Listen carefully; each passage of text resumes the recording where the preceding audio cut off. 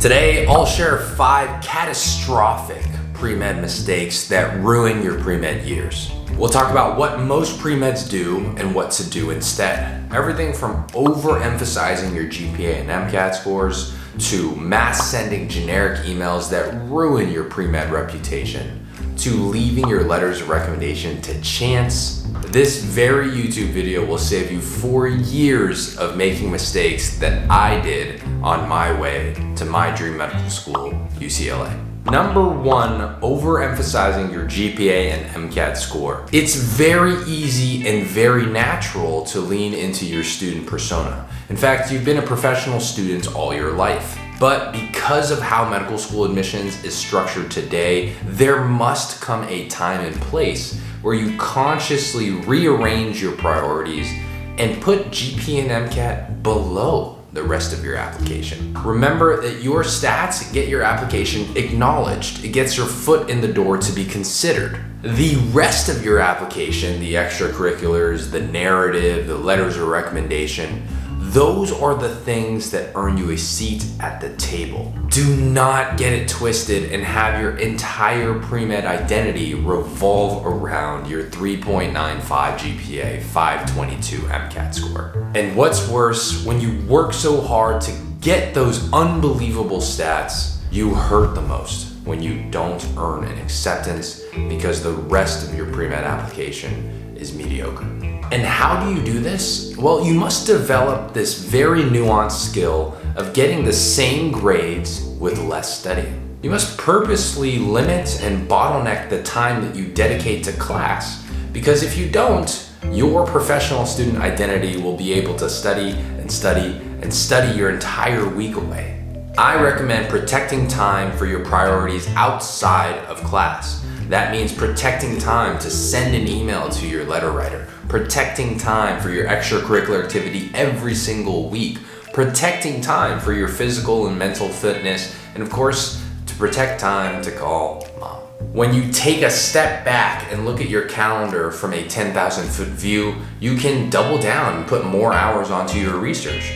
You can take away a couple of hours from your chemistry lab. Recognize that even if you get an A- or a B+, that's okay, because the extra time you're using to get a strong letter of recommendation, to get some more excellent clinical experience. And interestingly, when most pre-meds try this, their biggest worry is that their GPA will sink like a rock at the bottom of the ocean. But what tends to actually happen is that you just get more efficient with your studying. You decide that that's probably not that important to study, but this is. And so you end up getting the same or very comparable grades with very fewer hours of studying. And even if you don't, and at worst your GPA goes from 3.97 to 3.94, you're still going to be in the same caliber or the same tier of students, and you're making yourself more competitive by taking those hours and building the rest of your application. Every year, over 50,000 pre-meds apply to medical school, and over 60% don't get into a single one. If this video hasn't been completely trashed thus far, I highly encourage you to take a look at the free resources we have in our description box below. Click the link in the description box to find out more, and for now, let's go back to the video. Mistake number 2, not having a conservative, dialed-in 4-year plan. I ask pre-meds all the time, do you expect your journey to medical school to be a straight line?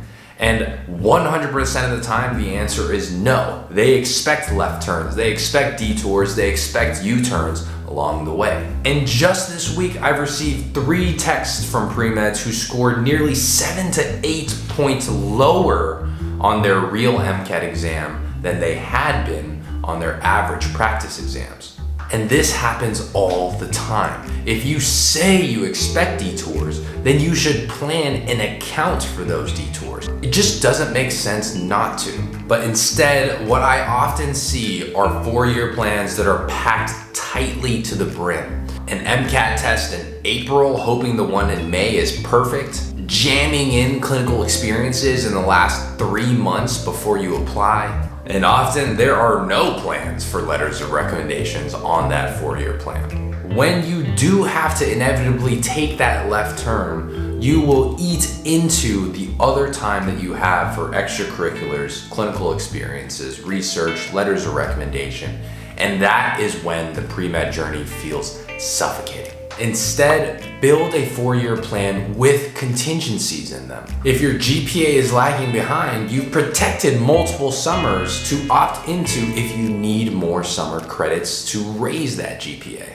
You've protected time in your quarters and semesters to get involved with research and clinical experience early so those can develop over 2, 3, 4 years and not 2, 3, 4 months. You can use our 4-year template today. Over thousands of pre-meds have used it, and there are 2 videos here and here that I've made to break down exactly what to do whether you're taking 0, 1, or 2 gap years. You'll know everything from when to study to the MCAT, to when to start focusing on research and clinical experiences, to where you're gonna get your letters of recommendation, to when you're gonna write your personal statement, when you're gonna interview, and when someone will put a white coat on your shoulders. Every medical school milestone on 1 page. And of course, most importantly, multiple contingencies in case anything goes wrong. Mistake number 3, mass sending poorly written generic emails that ruin your pre-med reputation. Writing terrible emails is almost a pre-med rite of passage. It certainly was for me. You can see the email attached here. And it doesn't have to be that way, especially now when email is so heavily studied. There are considerable best practices that you can apply today to write much better emails. And all of these practices are based off of one concept, that important people are very busy. Check out this article from a CEO of a Fortune 500 company. Simply put, busy people are extremely busy. And we must understand and operate from that base assumption. Just to survive, they have to say no or simply not respond. It has nothing to do with you. Perhaps an even more important assumption is that they want to help us, and we have to help them help us. Here's an example of an actual email I sent for shadowing to probably 100 different doctors, and you'll see exactly why only 1 responded. All right, here is a verbatim email that I sent to probably on the order of 60 plus 100 different shadowing providers, from hospital physicians to clinic physicians to folks in nursing homes. I sent this type of email to literally anyone whose contact information I could get my hand on.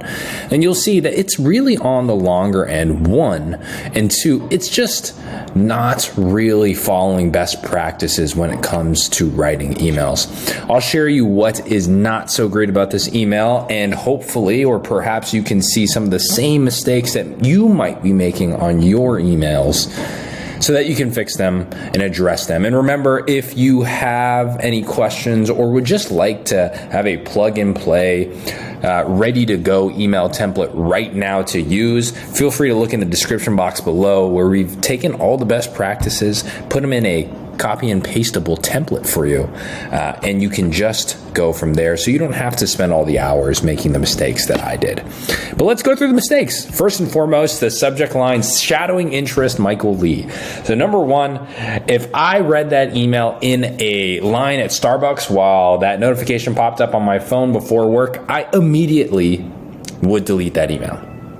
Because it not only has nothing to do with me, it's asking something for me. I don't know who this Michael Lee guy is. And 2, it doesn't do anything but position the sender of the email as this very selfish person who needs something, before even giving any sense of value, any sense of giving before asking. Dear Huntington Orthopedics, my name is Michael Lee, and I'm a second-year student attending UCLA studying neuroscience and minoring in biomedical research. Again, this email starts with everything about Michael. Huntington orthopedic surgeon has gone through 4 years of undergrad, 4 years of medical school, 5 years of residency, 1 year of fellowship, has been a practicing orthopedic surgeon for a decade. He doesn't care about the second-year UCLA student studying neuroscience. I'm on the pre-medical track, and I'm looking to shadow in order to further my clinical experiences and knowledge. I'll be home during winter break and want to continue to make productive steps towards my goal of becoming a physician. Again, it's nice to acknowledge this as a decade-old orthopedic surgeon who has trained for the last 20 years, but it's certainly, there is no reason for this person to do me any favors because I had not offered this orthopedic surgeon anything. I came into his email inbox or her turf and I said, hello, please help me. And while some physicians may recognize and empathize and remember what it was like to try and struggle to find their own shadowing information, some may get an email like this literally 5 times in one day, and they may be sick of it, honestly. I hope to spend the extra time away from school shadowing any of the physicians at your clinic. Non-specific requests, right? I can shadow any of the physicians. I want you to help me figure out the logistics. I want you to just say, yes, come in Tuesday at 10 a.m. I figured everything out for you, right? I'm not doing anything for these orthopedic surgeons to make it easy for me. At your clinic, in order to better understand what a day in the life of medicine truly is like. As for the field of orthopedics and sports medicine, I myself underwent an accessory navicular excision procedure in my senior year of high school. Due to that unfortunate injury, in conjunction with my passion for sports medicine, orthopedic surgery naturally piqued my interest.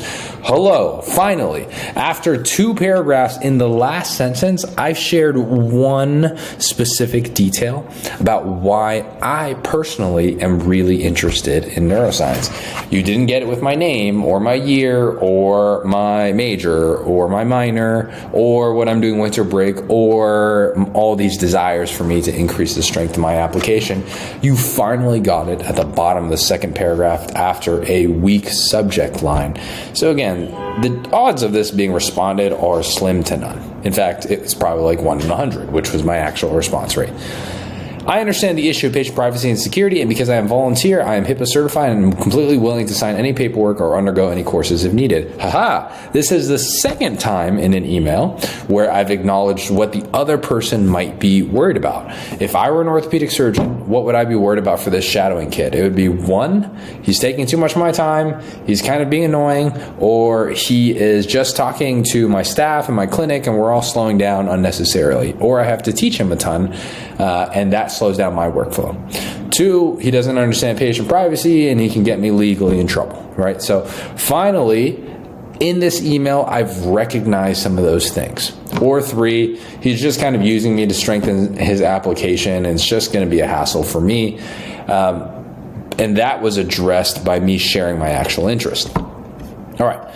Winter break begins on Saturday, December 10th, ends on January 8th. I'm writing 2 weeks early. 2 weeks is really not a lot of advance notice. I think at this point in time, I would try to get 2 months in advance. Think about this earlier so that they can prepare, get all the paperwork, find a good week.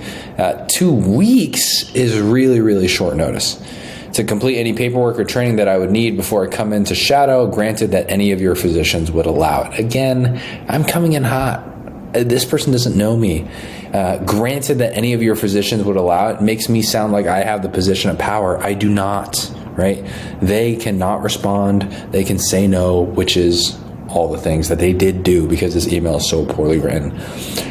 I have attached both my resume and my CV below for your perusal in addition to my contact information. Again, not only do they have to read this dang long email, they now have to read my resume and my CV if they're at all interested. I assume that longer emails are better, giving them more information is better, but this is the first time they've ever met you. This is not the time to open with something that will take 10, 15, 20 minutes of their time because I'm a complete stranger. I understand that this is a long-winded email. If I understood that, I would have deleted it out of respect for their time, but I did not. And so if it would be easier to call, please do so at the number below. Again, I just hate this because it puts the ball in their court. It gives them the onus to work with me. And even if they want to work with me, now they gotta put the number in their phone. They have to schedule in their calendar. They have to find time when they're after work at home with their wife and kids or husband and kids and parents. And I am inching more into their life as a complete stranger who has done nothing for them. right? I'm asking really for a handout or for some goodwill.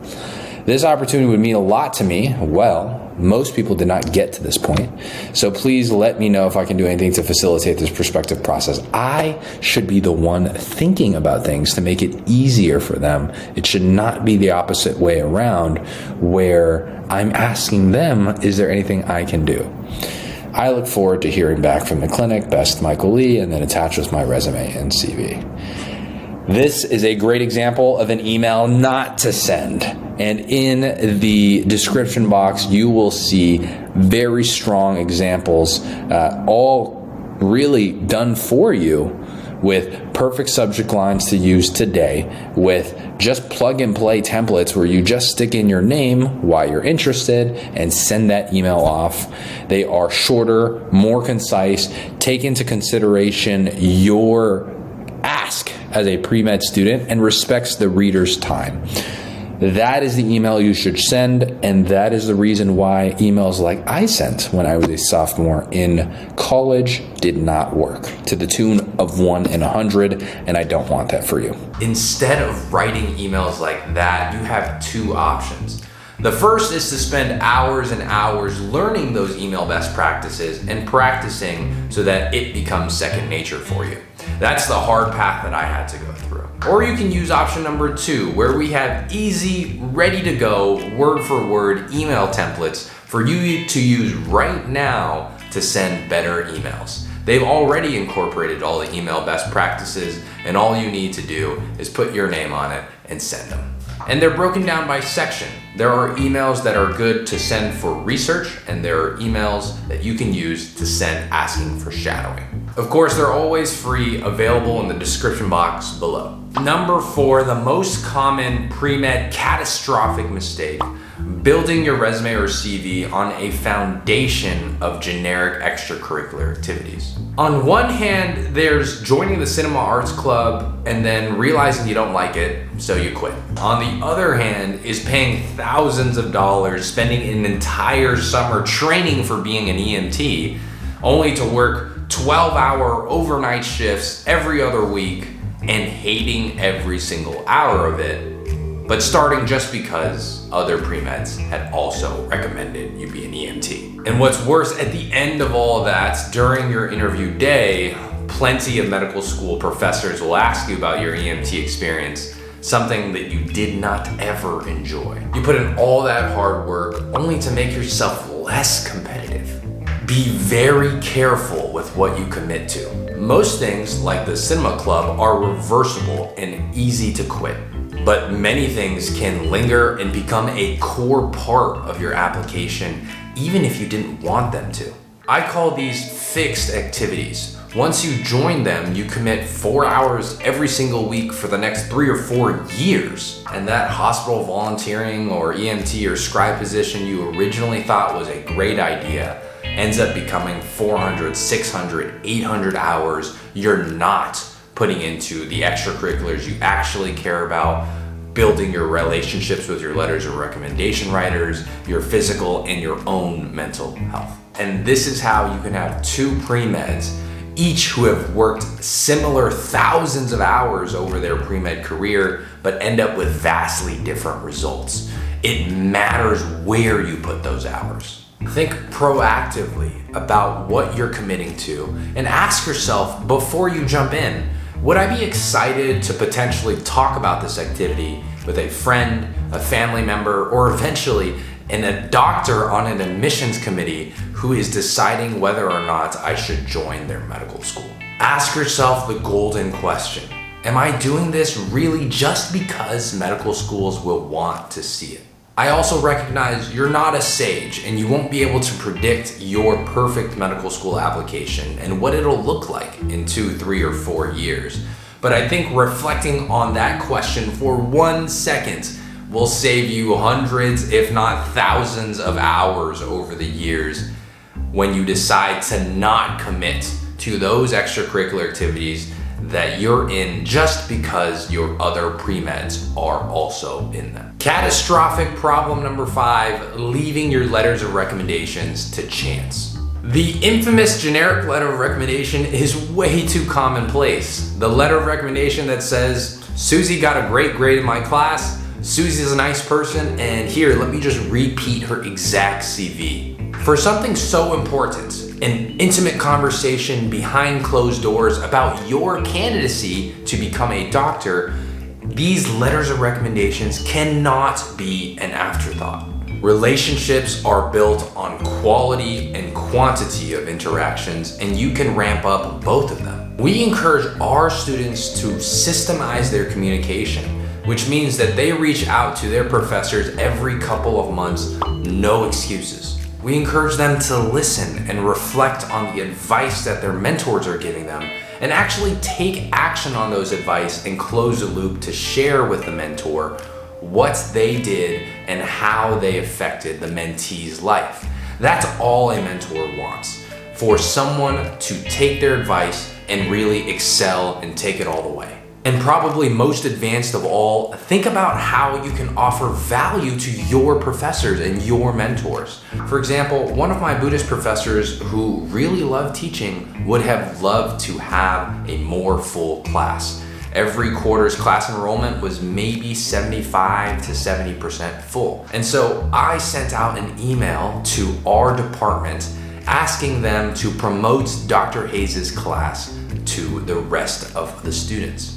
And this led to more students enrolling in his class and it becoming more and more popular for the fantastic material that he was teaching. In fact, our relationship was so strong that when Dr. Hayes was searching for a full-time faculty position, he actually asked me to write him a letter of recommendation supporting his candidacy for a teaching position. And that's the type of professional, lifelong relationships that I really cherish and appreciate. They're genuine, they're authentic, and they should feel easy to build once you find the right person who's looking to support you in a way that you like to be supported.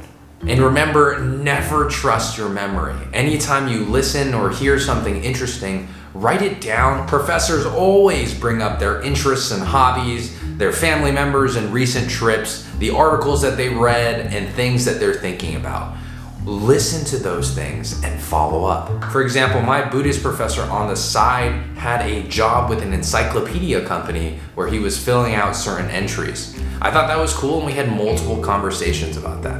In addition, my OChem teacher is a big Pokemon Go fan. His son and him play it together a ton. And so any news about Pokemon Go was an easy forward to that professor. And lastly, my PI is a huge Atletico Madrid fan. And so when Atletico moved Antoine Griezmann off of their roster, that was a huge topic of discussion. I personally am not a soccer super fan. I don't update encyclopedias as a side hustle, and I don't play Pokemon Go. But just being interested in them makes you interesting to them. Build those relationships because those advocates over your professional career will be the difference maker. These are the 5 most catastrophic mistakes that pre-meds make that ruin their candidacy. And if you found this video helpful, you'll undoubtedly find this video helpful where I talk about the 4 advanced techniques that make any pre-med application, regardless of their GPA, regardless of their MCAT, much more competitive. Make yourself competitive with that YouTube video, erase your red flags with this YouTube video, and you will have a great chance at becoming a doctor. Thank you for your time and attention, and I will see you in the next one. Goodbye.